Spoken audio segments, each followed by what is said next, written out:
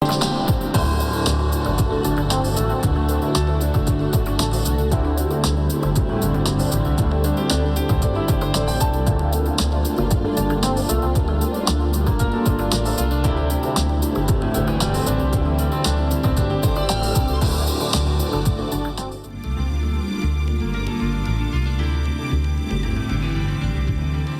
apa kabar? Senang sekali Halo Indonesia bisa menyapa Anda di rumah hari ini. Ya, serangkaian informasi terkini dan inspiratif akan kami hadirkan selama 1 jam ke depan. Antara lain, mengintip persiapan Natal di Katedral.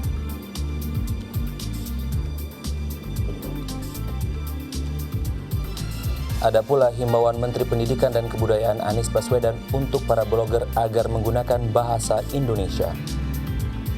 Ya, selain itu hari ini Halo Indonesia akan membahas tentang standar produk halal di Indonesia, selengkapnya dalam segmen Bincang.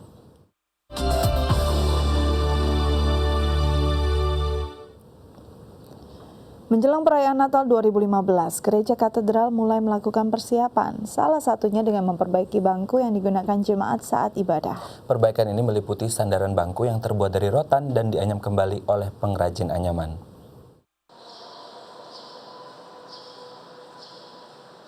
Beribadah di gereja adalah kegiatan hikmat yang selalu dilakukan jemaat di waktu yang telah ditentukan. Saat beribadah, jemaat akan menempati tempat duduk yang telah disediakan. Salah satu faktor hikmatnya beribadah tidak terlepas dari sandaran jemaat ketika duduk untuk berdoa. Demi menjaga kenyamanan tersebut, Gereja Katedral Jakarta selalu menjaga dan merawat fasilitas tempat duduk yang ada. Perawatan ini meliputi perbaikan sandaran tempat duduk yang diserahkan kepada seorang pekerja pengrajin anyaman rotan. Samin adalah pekerja pengrajin anyaman rotan di Gereja Katedral Jakarta. Bangku-bangku yang telah diperbaiki ini adalah hasil keahlian tangan Samin dalam menganyam rotan. Menjelang perayaan Natal 2015, Samin telah memperbaiki 300 bangku jemaat yang ia kerjakan sejak pagi pukul 8 hingga pukul 16 sore. Saya kerja dari mulai jam 8, setengah 8 sampai jam 4. Ya, ini kan kursinya rusak, harus disiapkan, semua harus pengen rapi. Ya, jadi saya harus kerja tiap hari. Kalau disiapin ini semuanya sih banyak, semua kursi semuanya ada 400. Nah, yang saya sudah kerjakan kira-kira ya 300-an ada.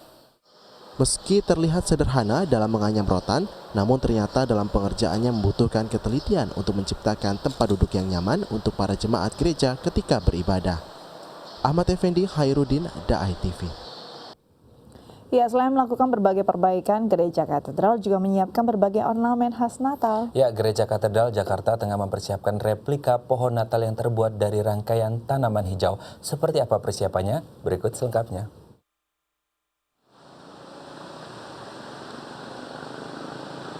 Menjelang perayaan Natal 2015, persiapan panitia Natal Gereja Katedral Jakarta sudah dimulai. Hal ini bisa terlihat dari berbagai ornamen Natal yang ada di dalam gereja dan halaman gereja. Tahun ini tanaman tropis menjadi pilihan dekorasi Gereja Katedral Jakarta. Menurut panitia, hal ini sesuai dengan tema Natal yang akan diusung, yakni semangat cinta lingkungan dan gaya hidup hijau. Nah, salah satu yang Gua Maria ini kita udah siapin untuk Natal.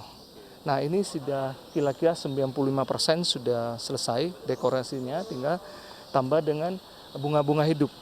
Kita dominan dari Romo Paroki minta kita settingnya seluruh bersifat hidup, jadi tumbuhan hidup. Jadi kerangka dari Natalnya itu kita juga siapin barang semua hidup dan bisa dipakai untuk yang akan datang setelah panitia selesai. Pada perayaan Natal tahun ini, rencananya Gereja Katedral Jakarta akan membuat pohon Natal setinggi 3 meter yang disusun dari ratusan tanaman hidup. Tanaman hidup ini didatangkan dari areal kota Jakarta, Bandung, hingga Kalimantan. Saat ini persiapan panitia Natal telah mencapai proses tahap akhir. Persiapan ini sudah dilakukan sejak bulan Oktober 2015 lalu. Ahmad Effendi, Khairuddin, Da'ai TV.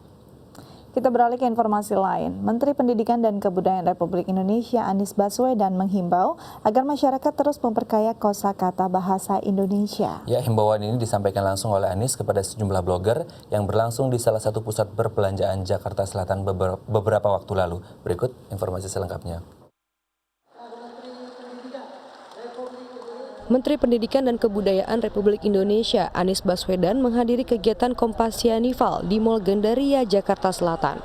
Dalam pertemuan yang dihadiri blogger Indonesia itu, Anies Baswedan meminta agar lewat tulisannya blogger Indonesia lebih banyak menggunakan kosakata bahasa Indonesia dan bahasa daerah ketimbang serapan bahasa asing.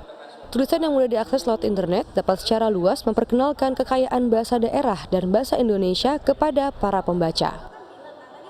Kita ingin sekali bahasa Indonesia kita kosakatanya bertambah. Kita memiliki 719 bahasa daerah.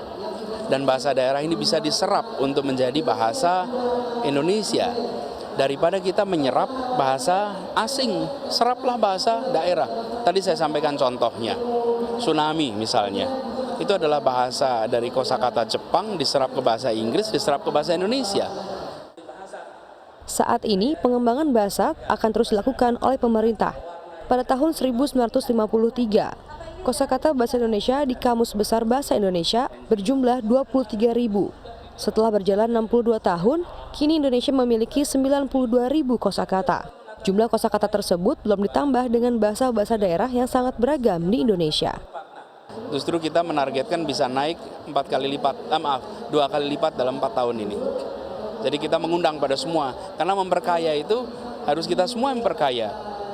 Elfrida Aulia, Noval Hidayat, Dai TV. Ya, sebanyak 40 orang ibu-ibu PKK DKI Jakarta mengunjungi Seci Center di kawasan Pantai Indah Kapuk, Jakarta Utara kemarin. Ya, kunjungan ini diadakan untuk mengenalkan budaya humanis kepada ibu rumah tangga yang aktif dalam kegiatan kemasyarakatan. Berikut liputannya. Puluhan ibu-ibu yang tergabung dalam Pemberdayaan Kesejahteraan Keluarga atau PKK berkumpul untuk mengikuti touring Seci Center kawasan Pantai Indah Kapuk. Dipimpin oleh Ketua PKK DKI Jakarta, Veronica Tan, kunjungan ini bertujuan untuk mengenalkan kiprah Yayasan Seci yang sudah memasuki tahun ke-49. Berkeliling University Continuing Education Center, Ibu PKK DKI Jakarta ini diajak untuk memasuki ruangan exhibition hall. Di sini, pendamping tur memperkenalkan visi dan misi Seci di bidang sosial, kemanusiaan, pendidikan, dan kesehatan. Menurut Ratna Ningsih, selaku Sekretaris PKK DKI Jakarta, nilai gotong royong Seci sejalan dengan 10 program PKK DKI Jakarta, diantaranya cinta lingkungan, menerapkan budaya gotong royong, dan menanamkan nilai budi pekerti. Kesamaan budaya humanis yang diterapkan ini membuat kunjungan ke Seci Center menambah inspirasi bagi ibu-ibu PKK dalam pembuatan program ke depannya. Susi ini bagus ya, terutama tadi cinta kasih, bersyukur tadi saya menghormati dan satu lagi itu 3 hal tadi.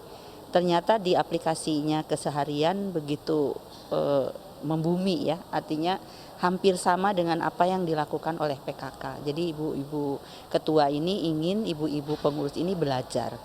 Jadi lebih punya perbandingan lagi, bagaimana kita bisa melayani lagi masyarakat.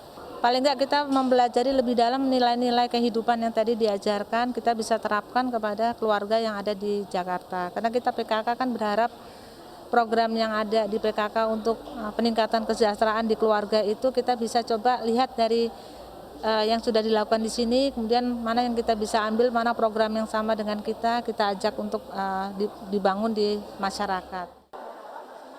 Dona Puspita, Dio Malau, DAI TV.